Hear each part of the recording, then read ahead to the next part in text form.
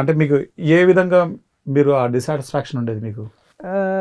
అన్నీ ఉన్నాయి నీ ముందర, వంటలన్నీ అద్భుతంగా వంటలు చేస్తున్నాయి, తింటున్నావు కానీ నీకు ఆనందం అనిపించట్లేదు. ఓకే. అన్నీ ఉన్నాయి కానీ అది అతృప్తి, ఆనందం లేదు లోపల నుంచి. ఓకే. ఏదో ఒక వెలితి. సో అది చాలాసార్లు నాకు శాస్త్రితో అనిపించేది, తను ఎంత హ్యాపీగా ఉంటున్నాడు, నేను ఎందుకు ఉండలేకపోతున్నాను. ప్రతి మూమెంట్ తను ఆనందంగా ఉంటున్నాడు, ఏంటి నాలో ప్రాబ్లము అని చాలాసార్లు నన్ను నేనే క్వశ్చన్ వేసుకునేదాన్ని. తనతో కూడా చెప్పేదాన్ని నేను, ఏంటంటావు అంటే ఏం లేదు, అన్ని సీరియస్ తీసుకుంటా, అలా ఆలోచించకు అనేవాడు. కాబట్టి ఆ డిస్సాటిస్ఫాక్షన్ మటుకు చాలా ఉండింది. అది లైఫ్ లాంగ్, ఎప్పుడైతే ధ్యానం వరకు వచ్చానో అప్పటి వరకు ఉండింది.